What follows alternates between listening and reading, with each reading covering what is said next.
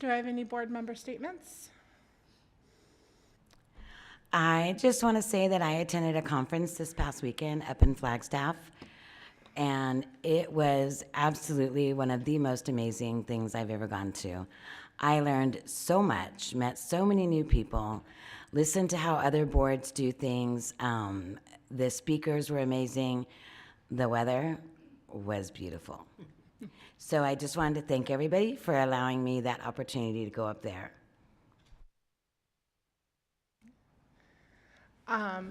I, as well, attended the conference and I learned a lot. It was not my first time going to ASBA Summer Leadership, but I came back with some great ideas about telling your district's story, and then I left with homework. I now have a book, How Not to Be a Horrible Board Member.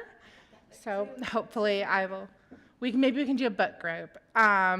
Then I also was able to attend some of our promotions at the end of the year, and I just want to say I was lucky enough to attend Littleton Online Academy's promotion, but what really kind of made it amazing for me was to see that we also had a student who was promoting from Underdown Learning Center. So our alternative to suspension school actually had a graduate, and so I thought it was great that we had a student who worked his way through that process and was able to still have a promotion even though it couldn't be at his home school. Thank you to everyone district-wide who put in so much work and effort into our promotion ceremonies. I know the 8th graders really enjoyed it, but their parents embraced it even more than I'm sure the 8th graders did. All right. Moving on. Oh, I apologize. I also want to give a thank you to Dr. Smith. I believe this is your last board meeting with us. So thank you for all that you've done these past few months in guiding us and giving us feedback and an alternative point of view and just doing everything you did for us. We appreciate it. And I'm sure you're so happy to go back to retirement. All right. Moving on to item number 6, Dr. Smith, Superintendent's Report. Thank you very much, President Sostanek and members of the board. Here's my report for this evening. We're excited to share that our summer school program has 266 students this year. In addition to academic learning, we're providing engaging literacy experiences that extend beyond the classroom. One highlight includes a visit from a local bookmobile, where students will board the mobile library and select a free book to keep, generously provided by our own fine arts dance teacher and her husband, the owners of the bookmobile. The following day, the Avondale Library will visit our campus to visit library cards to all students who return their permission slips, further supporting a love for reading and access to community resources. Although I was unable to attend due to a prior commitment made before stepping into this role as interim superintendent, I heard glowing praise for our recent student music concert. And I truly wish I could have been there. Families enjoyed performances inspired by legends like Santana and Selena, alongside contemporary pop ensembles that had the audience clapping along.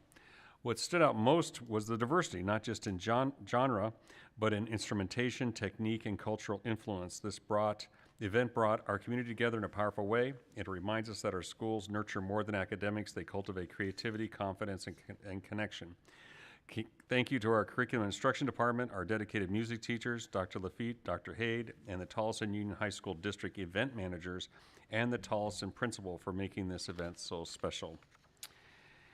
K2 students at Estrella Vista STEM were able to engage in a wonderful learning and engineering exploration with our partnership with ASU. Students built parachutes, used Play-Doh to create designs, imagined structures, and created a cause and effect machine. We are grateful to our partnership and support our students' learning and engagement. Also at Estrella Vista, students who were finalists in Estrella Vista's Engineering Fest were able to visit Phoenix Raceway to engage in further learning on-site with activities, visiting the garage, and ending with a career panel. You mentioned graduations. I visited schools during the kindergarten celebrations as well. There was significant support from families for the tiny graduates. It is clear that this event is important to our families, and it's wonderful that it is included in our end-of-the-year celebrations.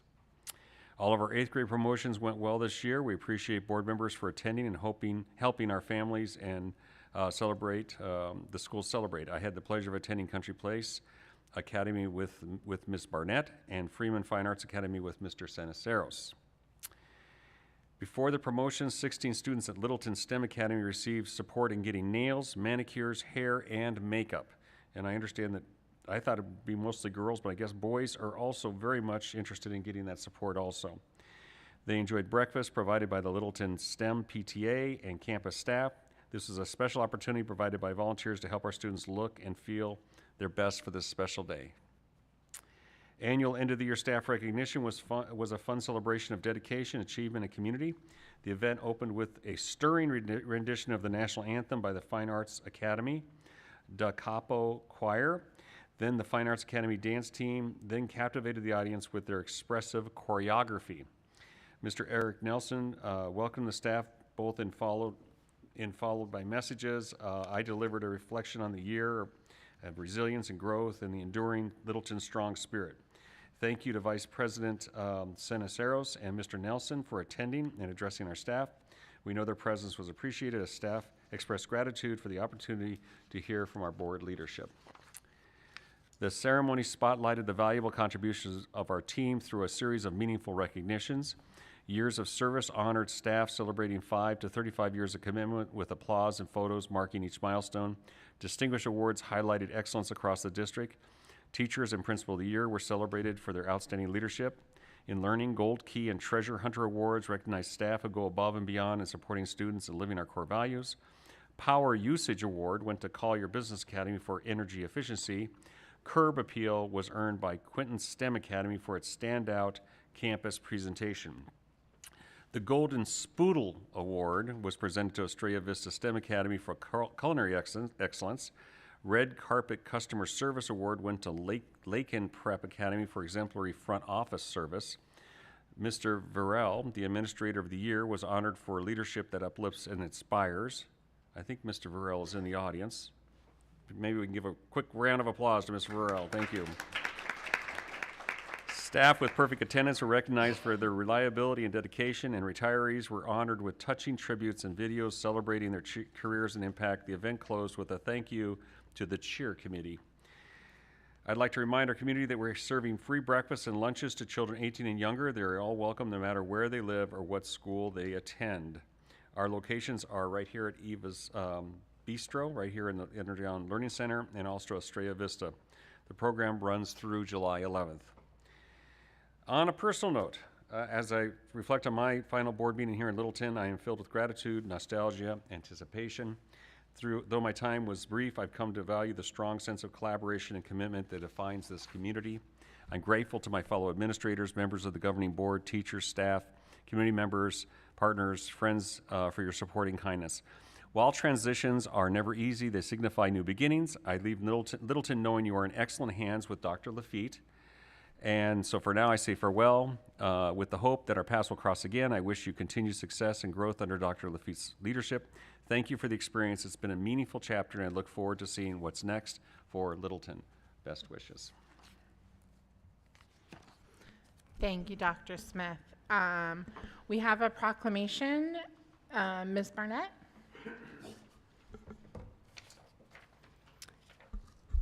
Whereas the mission of the Littleton Elementary School District is to create high-quality, comprehensive, and success-oriented learning and leading opportunities for everyone in our schools, and whereas we rely on our core values of trust, respect, integrity, collaboration, and dedication to continuously improve our ability to work together towards ensuring every student has equal access to quality, success-oriented learning and leadership opportunities. And whereas our entire Littleton Elementary School District community should be fully engaged in helping all of our students to reach their potential.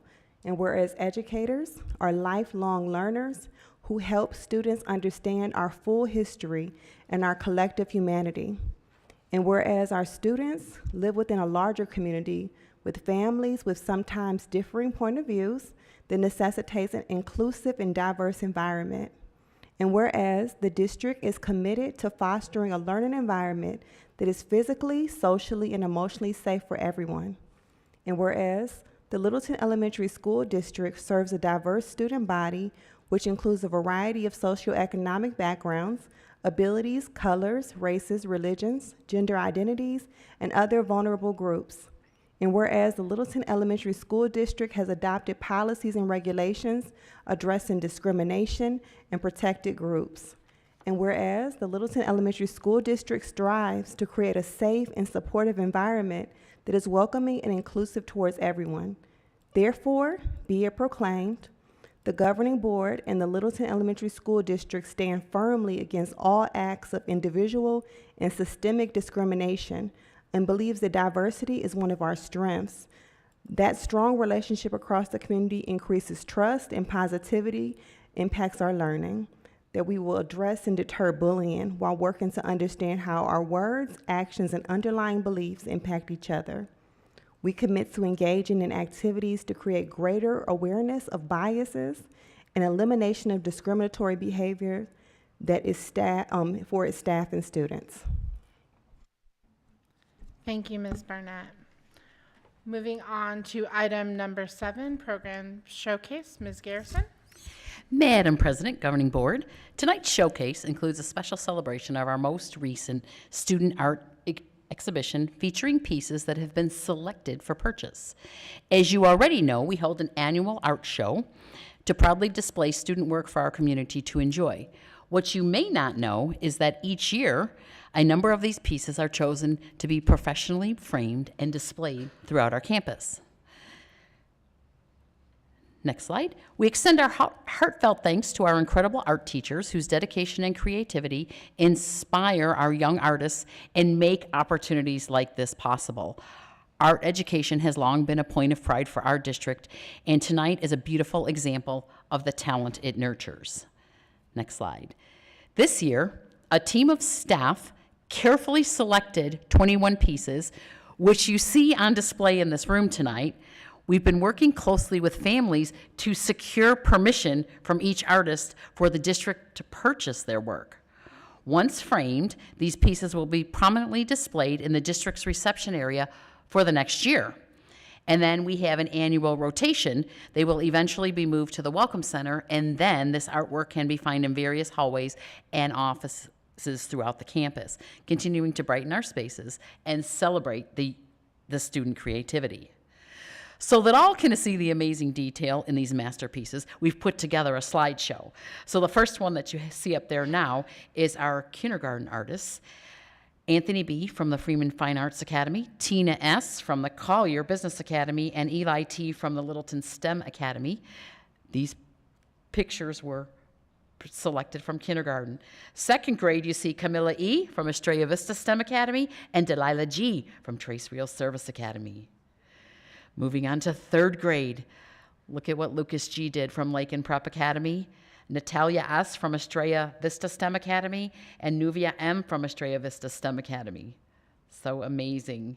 Fourth and fifth grade are on the next slide. Alejandra T.A. from Freeman Fine Arts Academy, Haley L. from Estrella Vista STEM Academy, and Diana M. from the Freeman Fine Arts Academy. Absolutely amazing. Sixth graders did not disappoint. There's Jordan A. from Estrella Vista STEM Academy, Amelia C. from the Estrella Vista STEM Academy, Genevieve C. from Collier Business Academy, and Corey W. from the Quinton STEM Academy.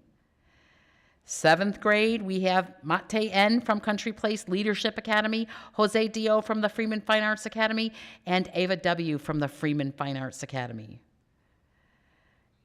Eighth grade pieces include one from Avea B. from Country Place Leadership Academy, Amara S. from the Freeman Fine Arts Academy, and Faith R.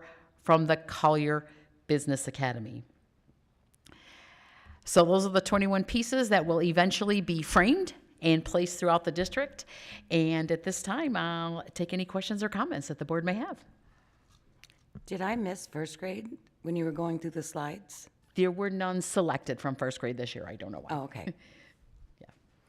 I've said this before and I'll say it again. I do not envy the ones who had to make the selection.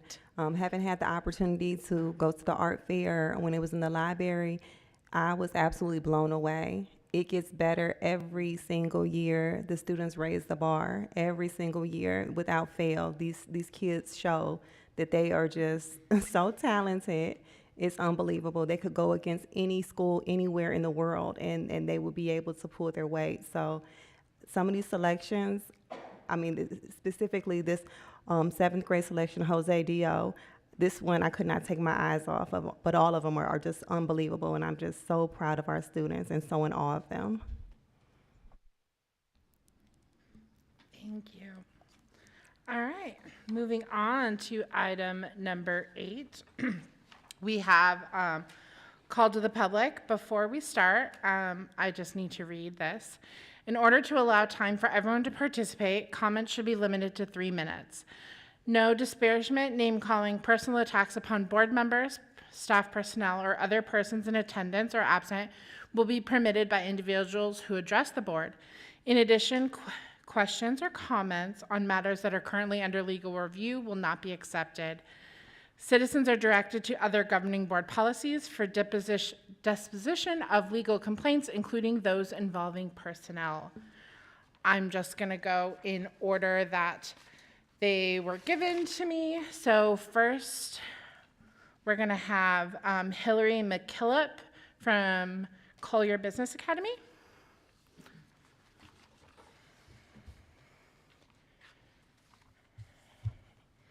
Good evening, Superintendent and board members. My name is Hillary McKillop.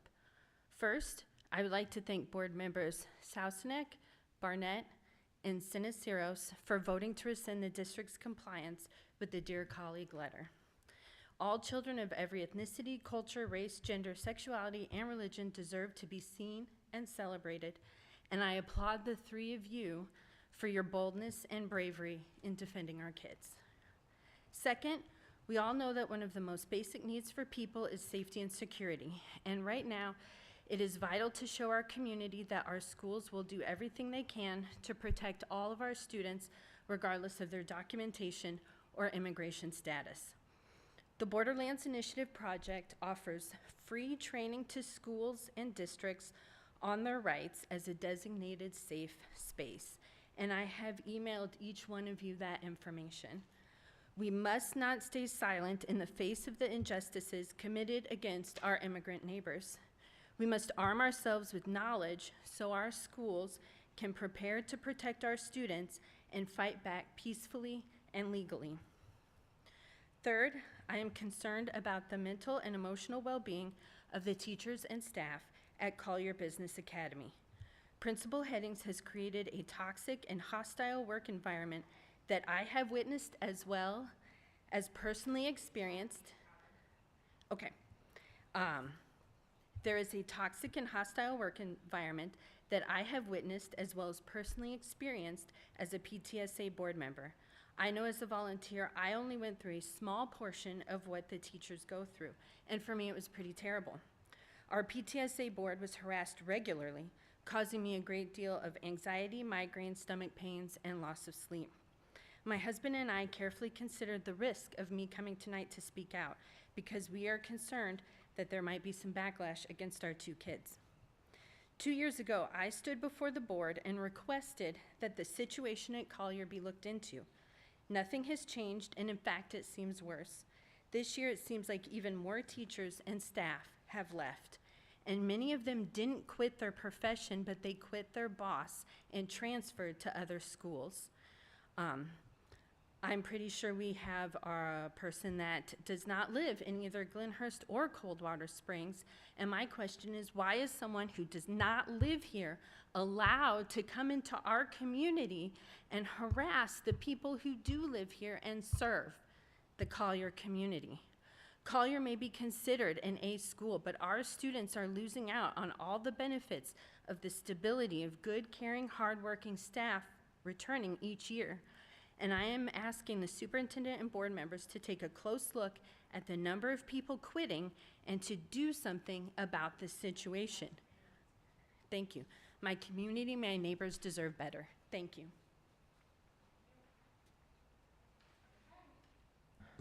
Moving on to the next call to the public, I will remind everyone to keep names out of their concerns, and also please understand that as a board we cannot respond to comments.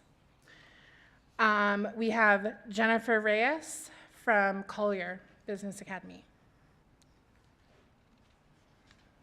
Speaking as a parent and former paraprofessional. Hello, good evening. My name is Jennifer Reyes. I am a parent in the district and a former behavior support paraprofessional at Collier. I'm here today to share my experience, not because I wanted to leave my job, but because I felt I had no choice. I loved my work at Collier, supporting students and helping them thrive. However, the work environment became incredibly toxic to the point where it was mentally draining and unsustainable.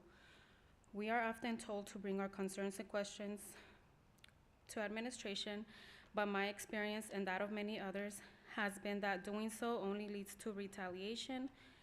Instead of addressing issues, concerns raised by employees are often used against us, resulting in write-ups or disciplinary action. It feels as though the administration picks and chooses which issues to address, often ignoring critical concerns from staff members. This creates a culture of fear and silence where dedicated professionals like myself are forced to leave jobs we love because we can no longer tolerate the environment. I believe this issue directly impacts the quality of education our children receive, and when staff members are overworked, stressed, and afraid to speak up, it inevitably affects their ability to support our students effectively. I urge the school board to investigate the workplace culture at Collier and implement changes that will create a supportive and healthy environment for all staff. Our children deserve to be in schools where the adults who care for them are respected and heard. Thank you for your time. Thank you. All right, and our last call to the public is Isla Mara Perez, a parent at Collier Academy.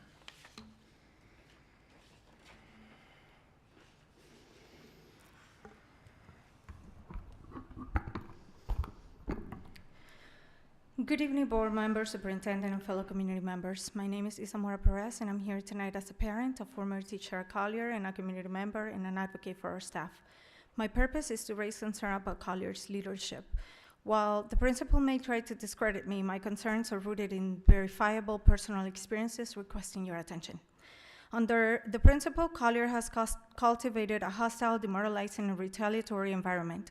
This systematically undermines our professionals and school integrity. We have a manager who delegates relentlessly to avoid responsibility, fostering fear and unethical practices. Consider these few examples. My request for crucial family time, my son's field trip, and my anniversary on April 25th, and my oldest son's 8th grade promotion on May 20th were micromanaged. I was told, you won't be getting that day with a note questioning the request for a full day and a 9 a.m. ceremony, and the April 25th request was contingent on coverage. As a PTSA president on March 25th, the principal's sister asked us to push in hot dog sale revenue and cash out when needed, which Arizona PTA confirmed was money laundering. After this email, she yelled at me in front of colleagues. This shows shocking regard for financial integrity and clear intimidation. Collier's principal is now hiring another sister to teach art, raising serious nepotism questions. Our hardworking staff are rarely recognized. She takes credits for achievements like our A school rating by directing staff to throw a community party instead of acknowledging them. Her conduct crosses professional boundaries. She Ma'am. avoids school events unless Ma'am, I'm going to have district. to ask you to stop. We can't. I'm not saying any names. An individual. Oh, they didn't say anything? She's disparaging an individual who works for the district. I'm not stating any names. You're disparaging an individual who works for the district. You don't have to say their name. It's very clear what you're saying. May I please continue? Can you continue without directing us to who it is? Well, I'm stating the facts. I will try. Okay.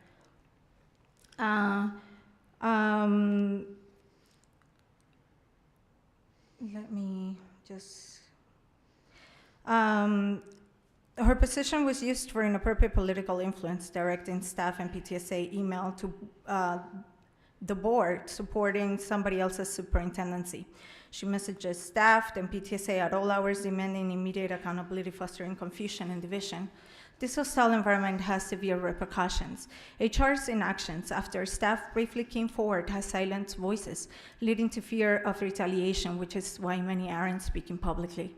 Most recently, after resigning, I faced direct retaliation. On May 14th, the principal denied me campus access, citing staff discomfort and questioning my integrity. She stated this decision came from the Director of Talent Recruitment and Retention.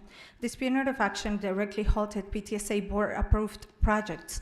I reached out to somebody on district on May 16th, but have received no response. This breakdown of trust impacts students' learning, staff retention, and our entire school climate, making it incredibly difficult to attract quality educators, engage families, and maintaining ethical operations. I urge this board to take immediate, decisive action. We need a thorough, impartial investigation into the hostile... Ma'am, that's time. Okay, thank you for your time. Thank you. Madam President, I would just ask that all their comments and information be given to a report to the board. Just seeking clarity, you would like a report to the board, like in a weekly update? Yes. Okay.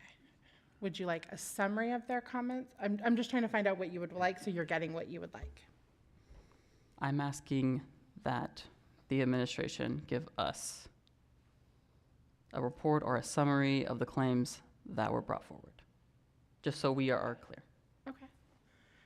Could that be in the form of the minutes from the meeting? I'm just wanting to make sure you get what you want. Or do you want them to summarize from what they've said? Well, I'm asking that they investigate those claims. Okay. And then the administration bring that back to us, so what they find. Okay. I didn't know if you wanted an investigation or not. Okay. Can I ask, I noticed that you had a paper from which you were reading. Would you be comfortable? Okay. Ms. O'Brien, I see you come. Just as a reminder with call. Oh, my name is Carrie O'Brien. I think it's on. Can you hear me now? Okay. And I'm counsel for the board. So to comply with the open meeting law, the board can't respond to the information provided by a member of the public. You can direct the superintendent to pursue the Investigate. matter, see if the person wants to address those concerns administratively, but the board should not receive any information until the administrative process Okay. would run. So then you're requesting an investigation Investigation and report back to the board. after. And so that means that we can't have a copy of what they were reading?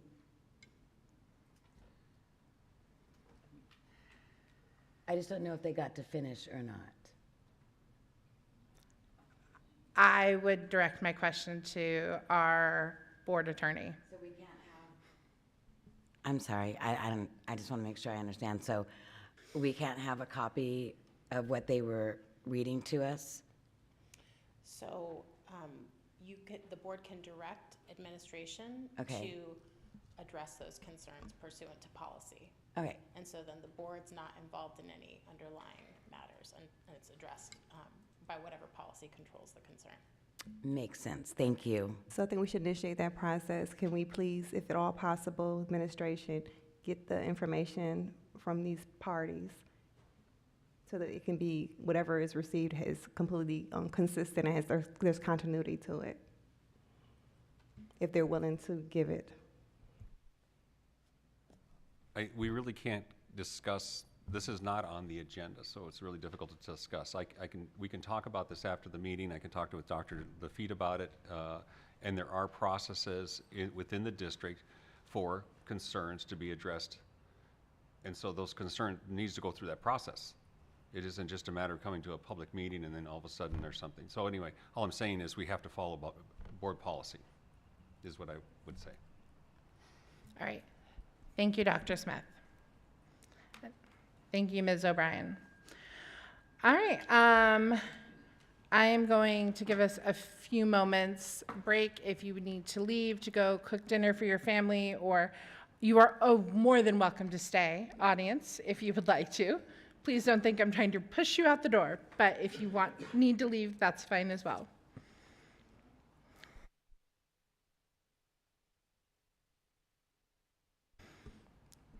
All right.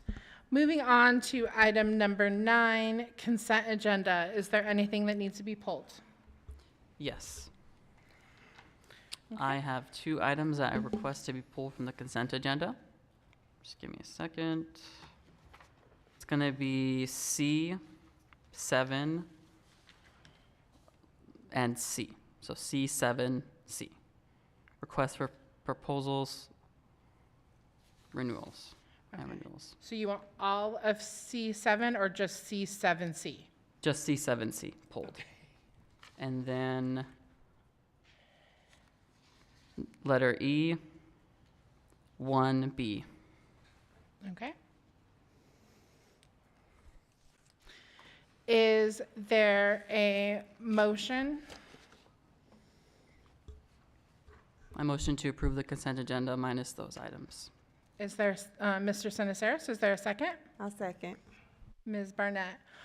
All in favor of approving the agenda with the exception of items 7, or, yeah, 7C and EB? Aye. Aye. Any opposed?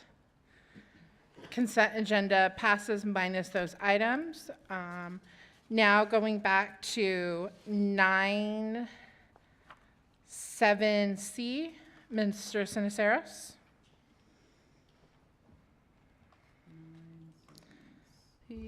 Okay, so I specifically, out of all of the renewals and the requests and everything, I was requesting information if the district could give me a background information regarding our renewal requests for the Pacific Institute. Member Siniceros, what exactly are you requesting? I'm requesting a background of the Pacific Institute and exactly what we do with the Pacific Institute for the request for renewal with them. Okay. Madam President, members of the governing board, Pacific Institute is an organization that we use for professional development. If Dr. Hade'd like to elaborate any further on the organization. Members Siniceros, members of the board, the Pacific Institute is a company that we use for leadership development training. We've also used them for board retreats, for board training. This isn't entering into a contract per se. Renewal. It's a renewal.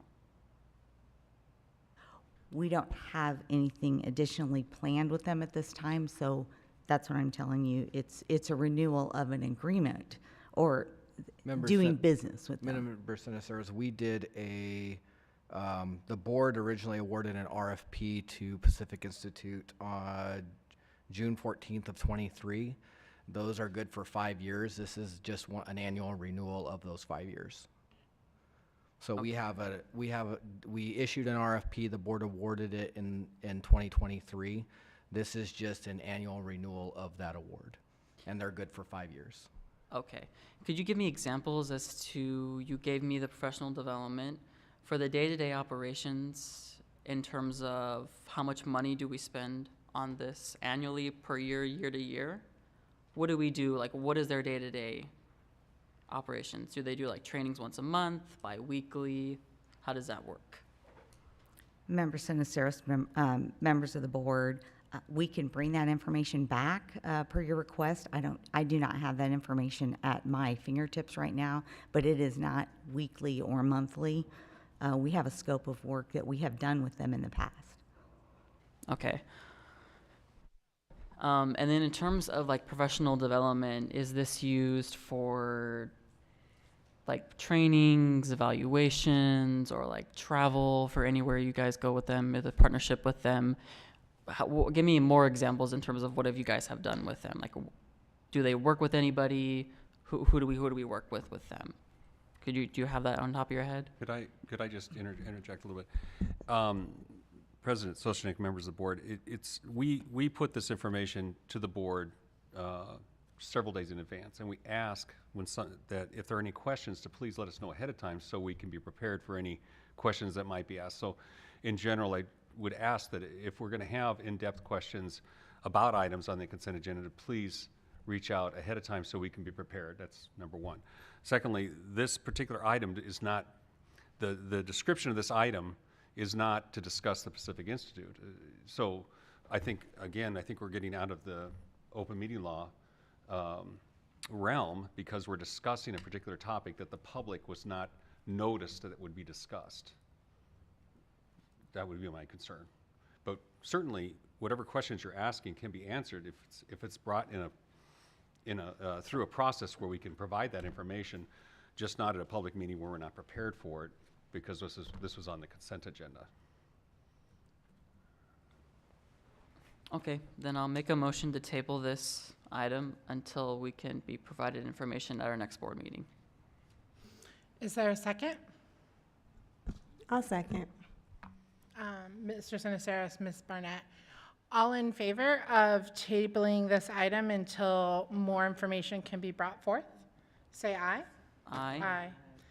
Any opposed? All right. Motion passes. Moving on to the next item, 7EB. Mr. Sinisteros? So when I was reviewing this, I wanted to know if I could get a quick summary in terms of the expenses of this. We approve a lot of trips and conferences, but this one really grabbed my eye because it's almost $8,000 for one of our administrators. So I was wondering if the administration could provide me information in terms of the goals and the outcomes that they expect of this conference as it relates to Title II funding standards. Member Seniceros, this particular item, there's an attachment that lays out all of the expenses for the conference registration, as well as the transportation and the lodging. That's basically the whole thing.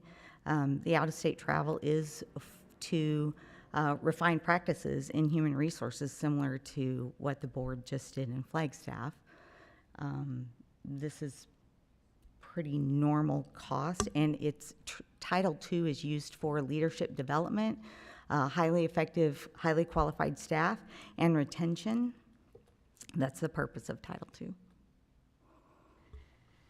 Is it typical for, I've gone to many conferences, is it typical for us to book board members and district office staff on business class? Ada? Business Select on Southwest? Members and Ceros, that has been the practice. As far as, and I can speak for what I book, and it's generally Southwest, whatever it is the most affordable.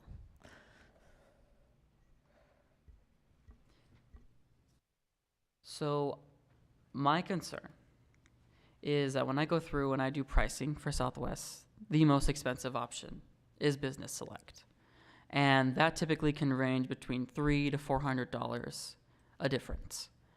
And I went through and we could buy typically the regular.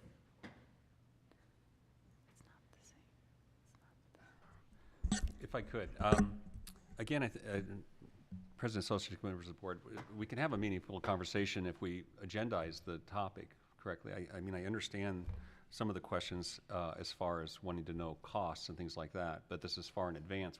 I don't even think we've booked flights yet and things like that. Again, I think we're going back to policy as far as what is the practice for how we pay for flights, for example. That is part of our practices and so on that can be discussed and, you know, changed if it need be. This particular item is to approve a trip for an individual. You know, that's the basic ask for the board to consider approving a trip for a conference. But the questions you're asking can be answered. I'm just not sure we can answer it right now the way what you're asking for. Does that make sense? Respectfully, Okay. So I'm going to motion to table this item. And could the administration at the next meeting bring this back to us with the cheapest options available for the hotel and the flight options. And if it's not cheaper, then we'll have that conversation then. And I would just, Member Seniceros, members of the board, it might be helpful to know that these are estimates. We never book travel until the board approves that, because we would never want to expend travel items and then the board not approve that person to be able to travel. So this is just one option, and generally we have to provide quotes and find the cheapest option. So putting this particular piece together, I would just say it's an estimate for that, but it's not the actual price of the trip. But we have to stay within the price that we have you approve, if that makes sense. Mr. Nielsen, it looked like you were trying to say something. I was just going to say, it's an estimate. I do this quite frequently, and it'll be changing between here and then, so it's an estimate maybe on the high side. I don't have a problem with that. The one that catches my attention is $4,000 for lodging. I'm sure when the time comes up, they will do it. It's just to get a number up there, and I'm sure the staff is going to work to keep that minimal and whatever they need to do for us at that particular time, and we will have another opportunity to say yea or nay once the final numbers are in. Okay, well, that's good to know. So if the board was to approve this item, this wouldn't come back to us, or would this come back to us before that administrator travels in October? Members, Seniceros, members, other members of the board, no, this, the board would approve the travel item to not be less than $7,450.01, because we're asking for $7,450. So this is the high end of the trip, but no, it would not come back. Because, thank you for that. I think what concerns me is that the fact that everything is set on probably what seems to be like the most expensive on the luxurious side, just based on that. And that's just my concern, to spend. And so if we pass that with that limit, that administrator can spend that $7,400, because that is the limit on the trip before coming back to the board. That's just my concern. Member Seniceros, other members of the board, the checks and balances, and you can see attached, we have to stay within state rates that are approved by, I think, the omnibus office or something like that, the AG's office. We have to stay within that, and then the only exception for that is conference hotels. Otherwise, I've traveled many years over the district. I've actually never flown anything except regular class of anything, and I've not known anybody to fly that, but we do, as Member Nielsen said, get an estimate up there, because it could change 6 times before we get the plane ticket booked. As far as the other piece, it's all within the state rates for reimbursement for meals, transportation, all of that, parking, everything. I mean, I'm just concerned about the $7,400. I know that's the estimate, and I'll go back to it because I've traveled myself many times outside of the state. The most I've ever spent, I think, is $2,500 typically, $3,000 typically. The 2 times I've flown on in the district out of state, and that is just what just grabs my eye. So I think I'm not comfortable approving something that is just that high because of the substantial rate for one person, especially out of Title II funding. That can go towards 2 or 3 administrators potentially traveling somewhere else, or teachers. And so I think that's just my personal concern. I want this administrator to get the training they need, but my just concern is just the amount of money we're putting into that one administrator for the amount that it is. That's just where I feel at it. That's just how I feel. So members, Seniceros, members of the board, I would just say that we would never make a recommendation to the board. We've always been very fiscally conservative, and we have funds in Title II, and this doesn't expend our budget by any means. And so I just want you to know that we do manage this very similar to how Mr. French manages the district budget. and we would ask that you approve this travel item. I would say, just kind of piggybacking off what Member Sanders said, that what's the value of it? You know, I would be reluctant to spend such an amount with just one person going if the value is not there. You see what I'm saying? So, like, I know that what you're saying, and I do believe the fiscal responsibility of the district to be such, you know, and the integrity thereof to not overspend if it's not needed. But just the possibility of that amount being spent is very, very alarming when, you know, and very irresponsible when we consider that, I think, was it 4 of us just last week, we went to the ASBA conference, and that probably was the cost of all 4 of us going, you know, or something, you know, in consideration with some of our, you know, memberships being covered. So I guess my question would be, is there another option, some other training that will be available that could be of a lesser cost, a guaranteed lesser cost, but still add that value? And if not, we might question the value that's being given by this conference if the possibility is that it could potentially cost our district $7,000. So that's just another thought. But I mean, I do want all the training to be given if it's gonna be good for our district and then good for our students. But if it's $7,000 and then there's no value to it, it's just $7,000 down the drain. What is the registration deadline for this conference? I know it's in October, so. Madam President, members of the board, we generally bring this forward at this time so we can get an early bird registration rate. And so off the top of my head, I don't know what that cutoff line is. In addition, we bring it not only to get the best rates, but also because conference hotels fill up rapidly as this is a national conference. So hope that answers your question. Okay. I understand the concerns of some of the board members with the amount. I do believe that the district will be fiscally responsible, and so the cost will not be as high as $7,450. But I am always about making sure we have being fiscally responsible. So I guess I'm looking for a motion from the board, and I think we've spent enough time on this topic. I'll make a motion that we approve it as is, with the stipulation that the staff use their prudence and whatever, like they've done for the past umpteen years, for using it wisely. So I make a motion we approve it as is. That would be Member Nielsen. Is there a second? I second. Member Stallard. All in favor of approving item 9EB, say aye. Aye. Aye. Aye. Any opposed? Aye. No. Motion passes 3-2. Moving on to item number 10, proposal of expenditure budget.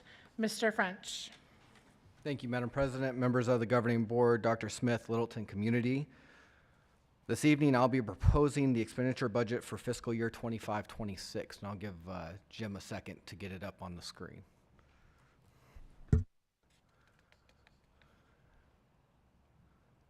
And then Jim, you can go ahead and jump to slide 2. I believe this is a slide that all of my board members are used to, but I do want to go over it again for everybody.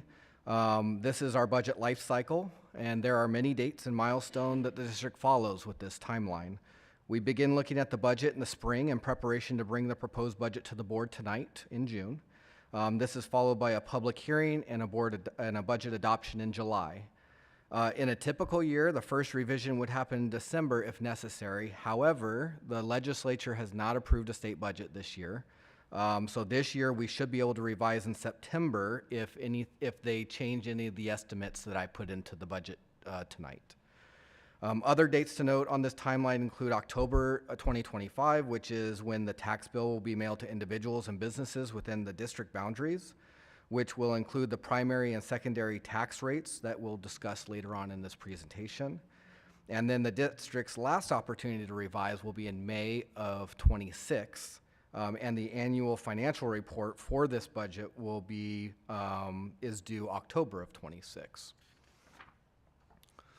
As mentioned before, the legislature has not adopted a budget for next year, so we do not have a lot of information about what increases, if any, education will be receiving. We have heard from the legislative body that they do not plan on cutting education funding in an attempt to balance the budget. We are assuming three pieces of information for the creation of this budget. First, administration is assuming that legislature will provide the statutorily required inflation funding to the base support level. The number is based on the consumer price index, or the CPI, or 2%, whichever is lower. With that being said, we have built in the lower amount, which is 2%, into the base. This increases the base support level from $5,013 to $5,113.26, an increase of $100.26 per weighted ADM. The other assumption the administration made was the anticipated ADM growth for next school year. The district has estimated ADM growth of 128 ADM, which is 2.2%.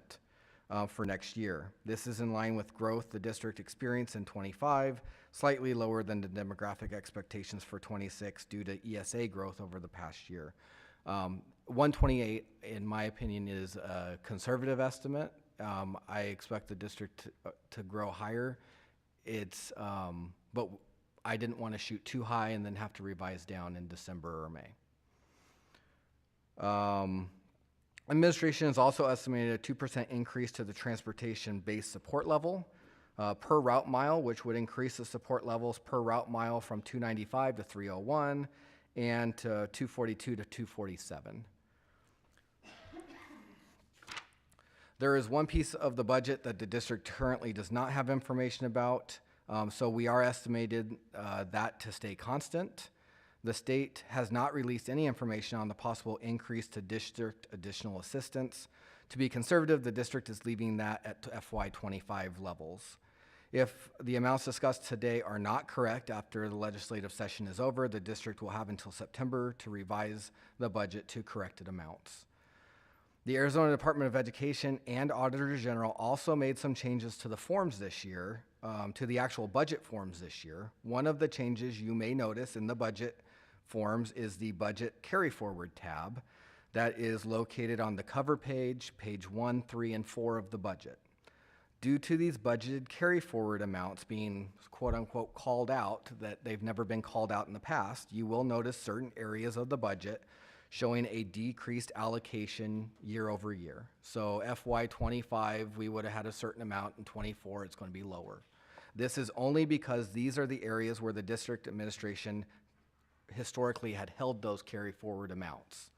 Meaning in prior years, we had that money in that account and they are making us pull that out into a separate line. So these are showing as negative year over year allocations. I just want to make the board aware. If we go on to the next slide. In reviewing our M&O budget calculations, the base support level and transportation revenue control limit are added together to get a revenue control limit of $43.89 million. The M&O override is estimated to be $6.56 million, which is an increase from $300,000 from the prior year, and that's based on this year's 100th day count of students. We are currently estimating carried forward from this school year to be $7.8 million. Now, just a reminder to the board, this number can still be a bit fluid with orders coming in through the last week of June.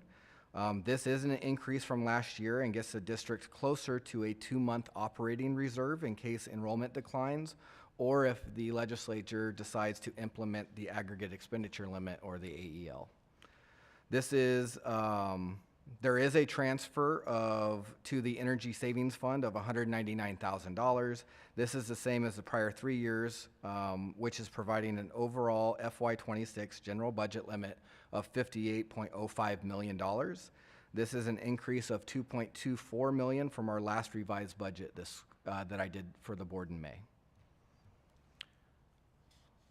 In review of our district's assessed valuation history starting in 2016 and all the way up through current school year, You can see in 2016 strong growth in assessed valuation continuing all the way through 2021. Growth in the primary assessed value in 2022 was 12.38%, 10.84% in 23, and 14.67% in FY24, the highest rates of the 10 years. Growth in 2025 continued to be strong with an increase of 9.6%. Annual growth of existing property is limited to 5% annually, which was Prop 117. However, growth from reclassifying the property, reclassification of property and construction is not limited. This upswing in value is credited to new construction in the district and the conversion of vacant land to residential property. With a higher number of building permits in Avondale, it's expected the district will continue to see strong assessed value growth over the next few years. If we switch to tax rates, this slide gives us a 10-year look back at tax rates for the district. Using preliminary calculations, the district is estimating a tax rate for FY26 of 4.225, a decrease of 18.13 cents from last year. The decreased tax rate is due largely to the very strong growth in the assessed valuation from the last slide, as well as some repayment of bond debt that the district has paid over the last year. Truth in taxation. The truth in taxation statute deals only with the amounts levied in adjacent ways. This is funded on the primary tax rate and authorized by the governing board. Littleton has set a levy for adjacent ways of $250,000 for the FY26 budget. A truth and taxation notice will be posted and a hearing will take place with the adopted budget in July. Our publication for truth and taxation requires the district post the levy amount for a $100,000 home with the levy and without. Without the levy, the rate would be $0. With the levy on a $100,000 home, the rate would be $5.15 for the year. We use adjacent ways to pay for improvements to fire lanes, to half streets that are adjacent to our properties. Just so the board knows, a couple months ago, the board heard from the developer off 111th in Miami, and we agreed to develop our half street while they develop their development. That's going to cost the district approximately $850,000. So we're using this levy to help recoup some of that money. So once we're ready to build another school, we have enough funds to pay for the fire lanes or the half streets, something to that effect. So the board knows we spent approximately $1.5 million in adjacent ways funds to build the Lakin property. At that point, I'd be happy to answer any questions the board has. Not necessarily a question, but a comment. I appreciate you being able to take your dart and throw it out there without any way to aim it at anything. I think we're all in that part of a budget, but I appreciate the work that you've done on that. Hopefully that'll come in at least that much, and maybe with some additional one, we'll have some, additional funding. But I appreciate all the work that you've done to put that together, Mr. French, and present it to us tonight. Thank you. Yes, I just wanted to say thank you. I know this cannot be easy for you to do, and I really appreciate it. Is there a motion? I'll make a motion that the proposed expenditure budget for the fiscal year 2025-2026 is presented, and authorization of expenditures in the M&O budget section in excess of any subsection provided. All expenditures do not exceed the total budget. Member Nielsen, is there a second?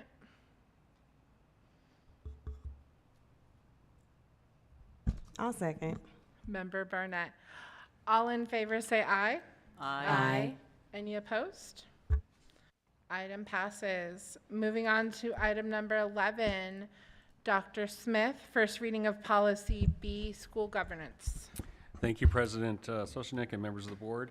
As I go into this area, I just want to inform everybody that the ASBA is undergoing a full revision and refresh of its policies. And so this, what we're seeing tonight, represents approximately half of the first section.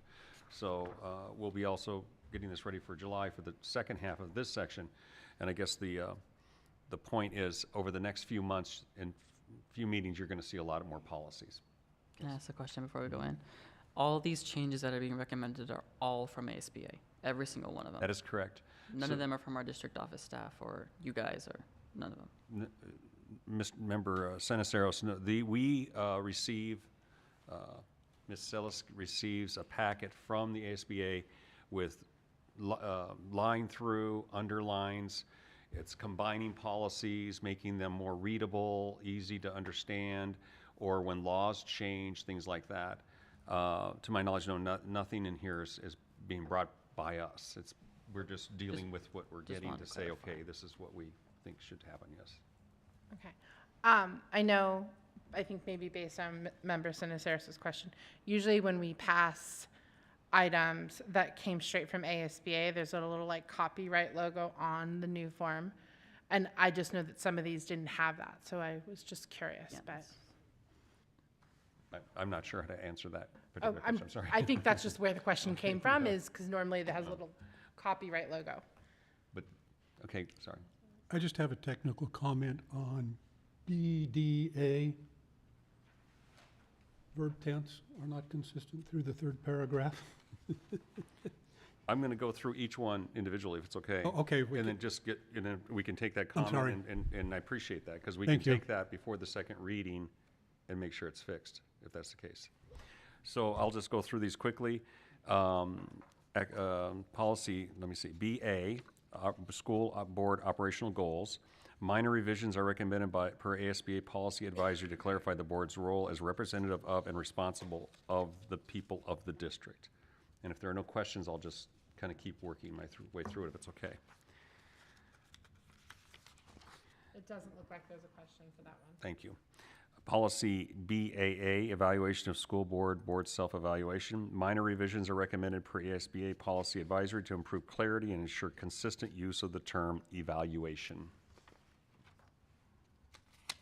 I think you can move on. Thank you. Policy BB, School Board Legal Status. A very minor revision is recommended per ASBA Policy Advisory to remove reference to legal requirement.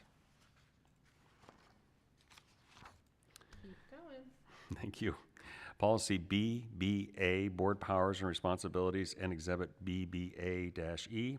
Policy BBA has been updated to incorporate language from several related policies. This consolidation simplifies governance documentation by merging overlapping content in a single streamlined policy.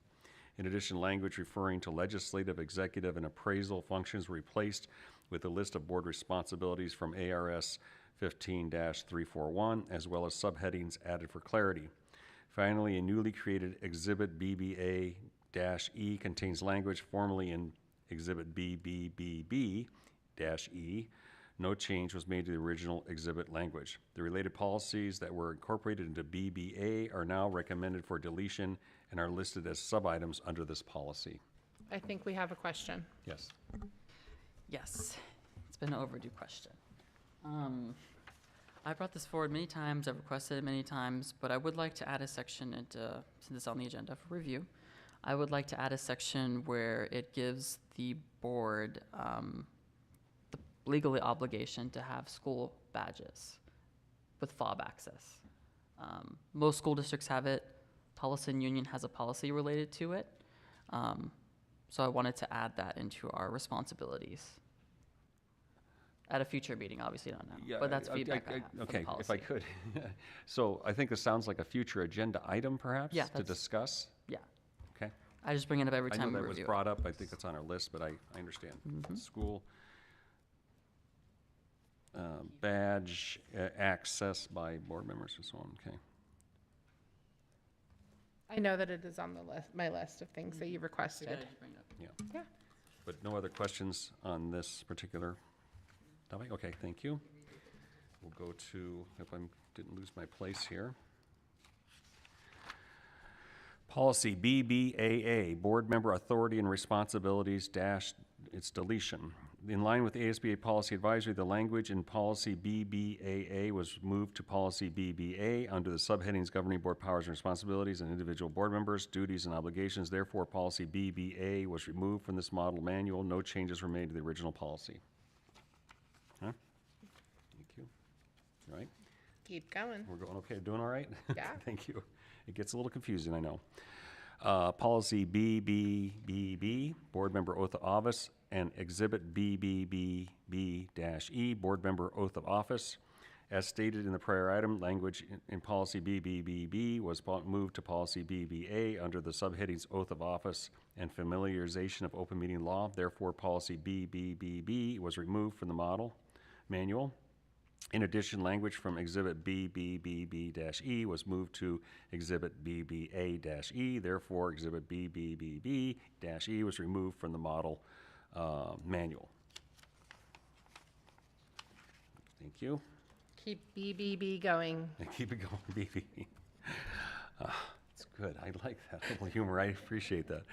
BBBC, Board Member Resignation. As stated in the prior item, information from Policy BBBC was moved to Policy BBA under the subheading Board Member Resignation. Therefore, Policy BBBC is recommended for removal from the model manual. Minor revisions were made to original policy language to align with statute.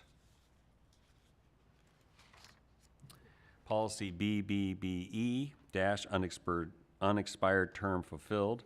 It's a deletion. The language in Policy BBBE was moved to Policy BBA with no changes under the subheading vacancies. Therefore, BBBE is recommended for deletion.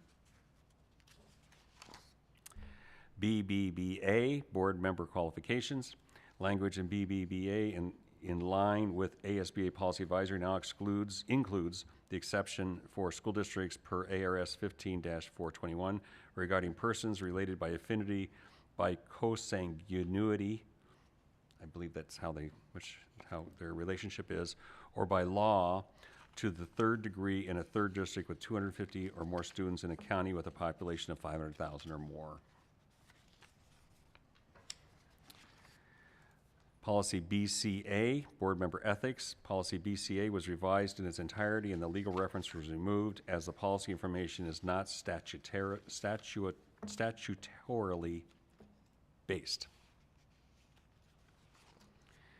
BDA, Board Organizational Meeting. Language from Policy BDB was revised and added to Policy BDA. Subheadings were added for clarity, and the following phrase was added to the policy title, and board president duties. Superintendent, that's just the one I had to comment on. Is that the one you're talking about? Okay, is that, Third paragraph down, it's called. It's past tense, but there's a couple called in there, so it's just verb tense correction. do you see it? I just want to make sure I get it right. Call to order The by... meeting shall be called Called to to should be order. called to order. Okay, thank you. I appreciate that. We will make sure that is corrected before the second reading. Thank you. Policy BDB, Board Officers Deletion. Information from Policy BDB was revised and moved to Policy BDA under the subheading Board President. Therefore, Policy BDB was removed from the model manual. Original policy language revised for clarity. Policy BDD, Board Superintendent Relationship. Subheadings were added for clarity, and the following phrase was added to the policy title, and superintendent responsibilities. BDE, Board Committees. Information from Policy BDF was added to Policy BDE under the subheading Advisory Committees. All language was retained from the Policy BDF with one addition to B pertaining to notices and agendas. 24-hour Arizona Open Meeting Law requirement, ARS 38-431.02. I think we're getting close here, hopefully. BDF. Is that correct? Language in Policy BDF was moved to Policy BDE under the subheading Advisory Committees. Therefore, Policy BDF was removed from the model manual. Good. Policy BDG, School Attorney. Language is revised to align with ARS 11-532 and to clarify the process for obtaining legal advice. In addition, subheadings were added for clarity.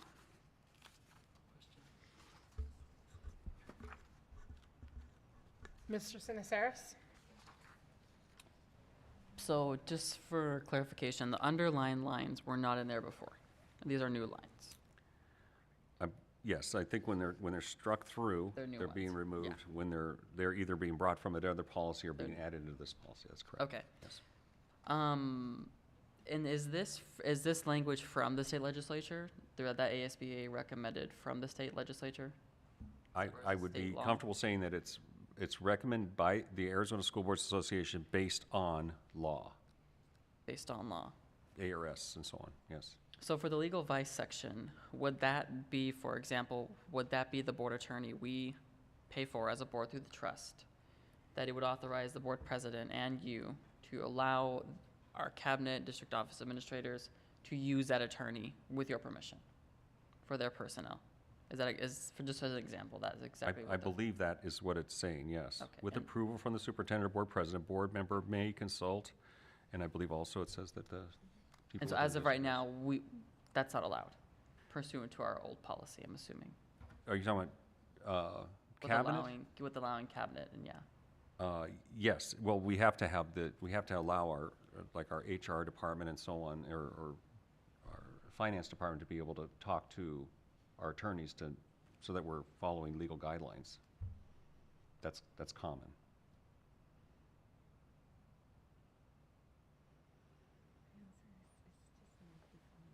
Hmm? It's not defined right now. It's not defined. Her question is not defined. So maybe I'm not understanding the question. Is it that the superintendent may authorize other district personnel to consult with legal counsel on matters related to professional responsibilities? Yes, but my concern is that the board attorney is the board attorney. So my concern that if our attorney is interacting with cabinet, that is through our taxpayer dollars, which we authorize through a board through the trust that we pay out of just for the board attorney.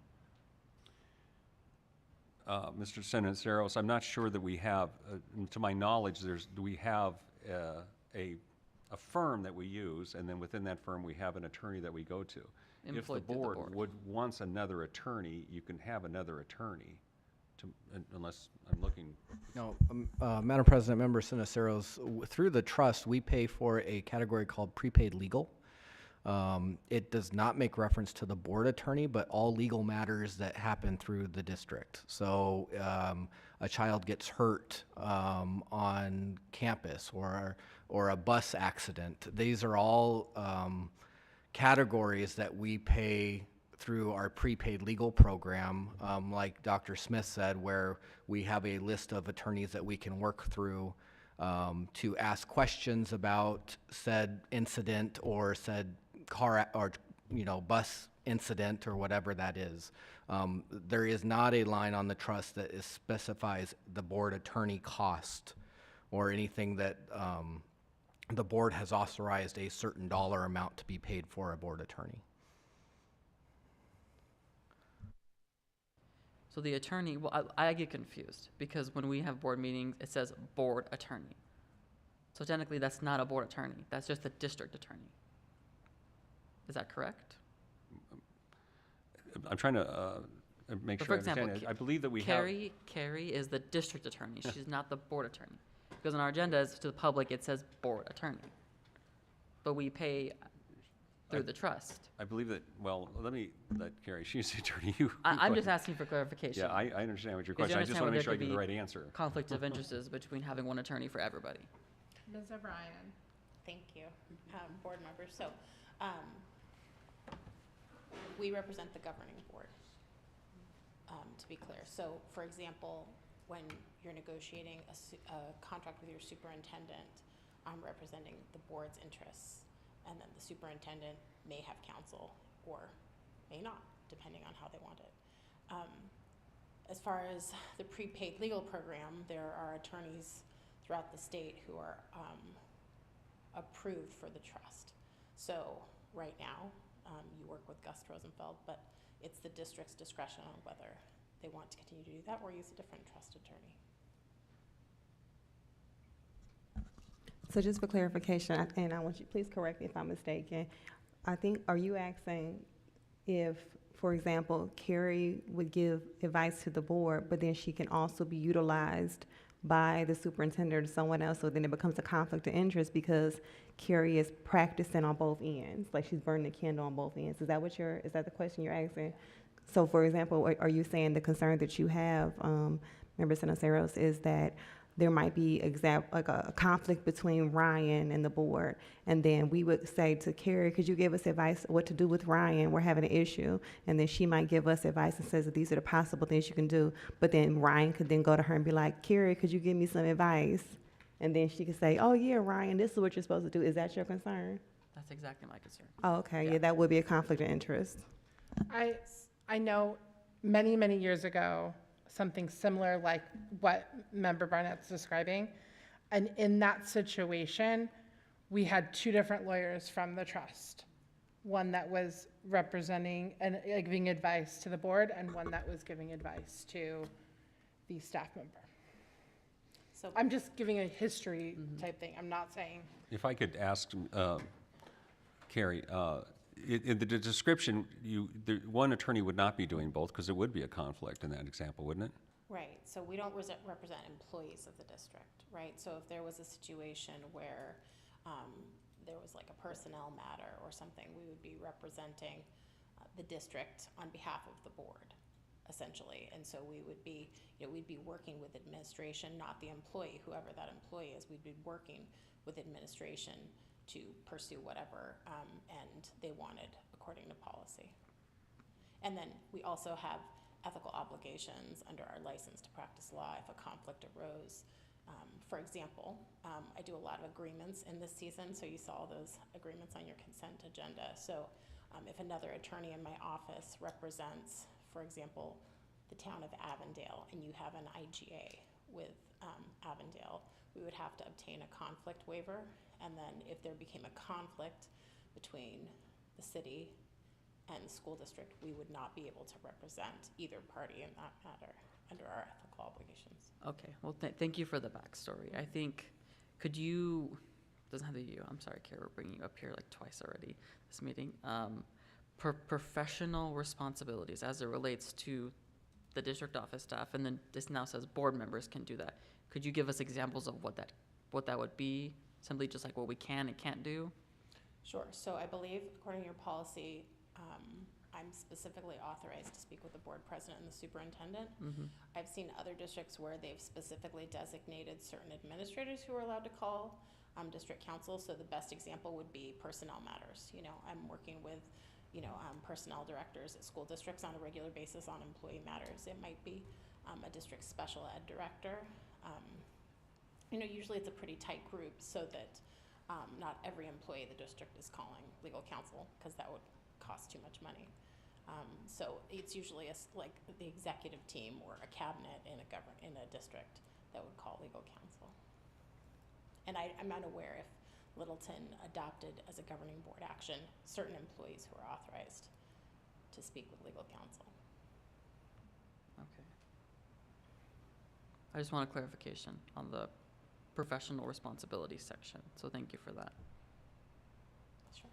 I don't know, maybe there could be this could be another future agenda item, but I think it would be nice to just have an agenda item specifically rated to board attorney, school attorney, district attorney, just so we as a board are like aware in terms of what we are allowed to do with the attorney, what we're not allowed to do with the attorney. We understand who the attorney is. Does that make sense? I believe that the policy should outline exactly what you just described, what the ability, so the ability of a board member to talk to an attorney through, when authorized, can happen. That's according to policy.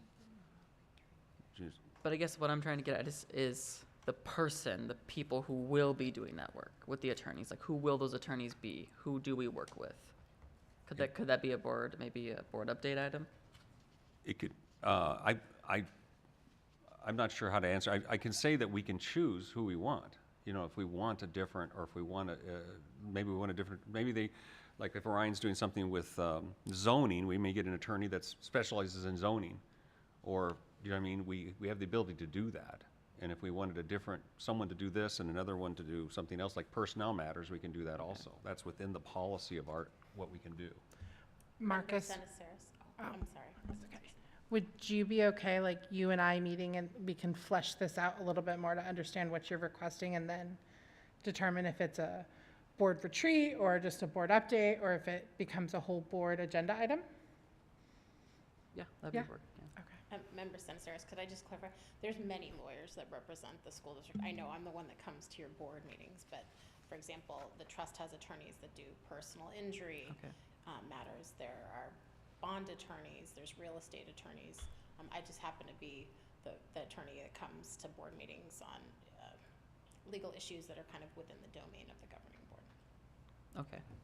Well, thank you. Okay, there's nothing else. Thank you. Policy BE, school board meetings and exhibits BE-EA, BE-EB, and BE-EC. Policy BE now includes information formerly in BEC policy under the subheading executive sessions / open meetings, and additional subheadings were added for clarity. Policy BE also includes minor revisions in the district's regular meeting days has been removed as this may change from year to year. In addition, exhibits BE-EA through BE-EC were recodified with title changes, and these are new exhibits for the district.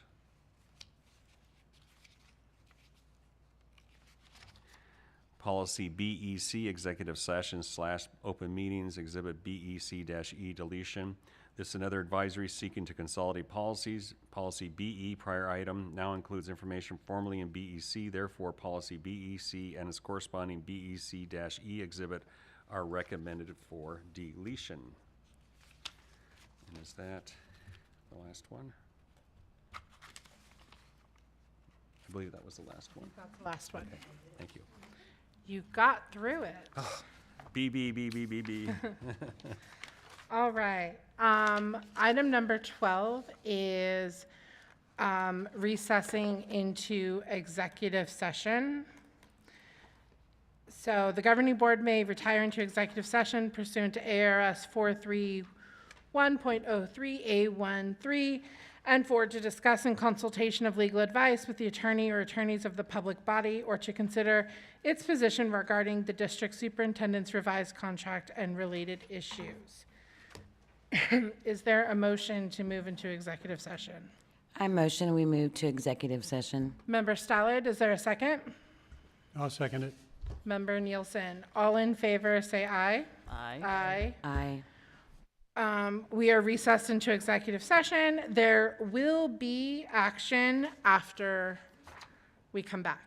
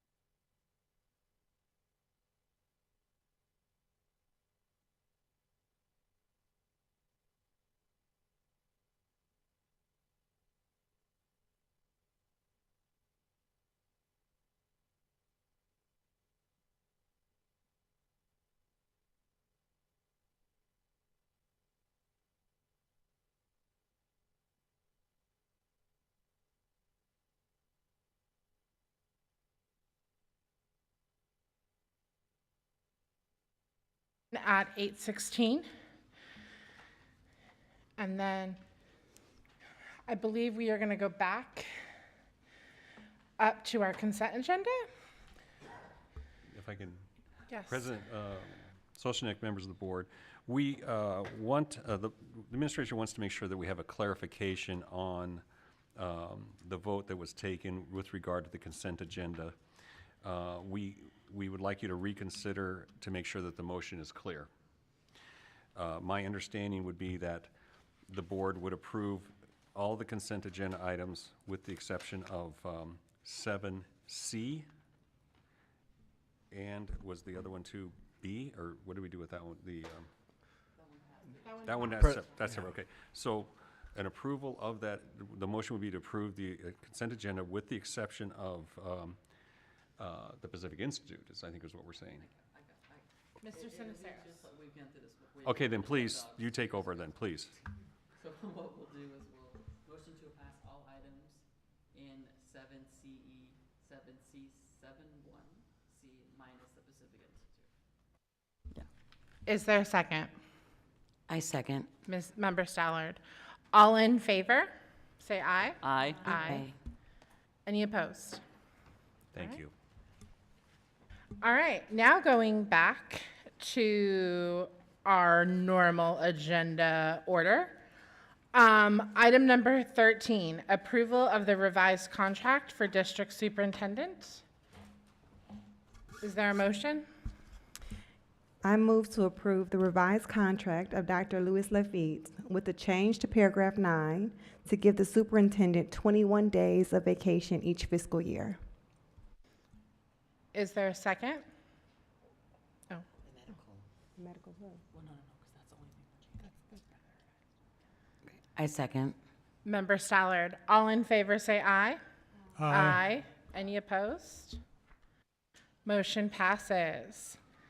All right, moving on to item number 14. This is a future agenda item, and I would like to remind everyone that under the Arizona Open Meeting Law, this portion of the agenda is limited to briefly suggesting topics for a future agenda.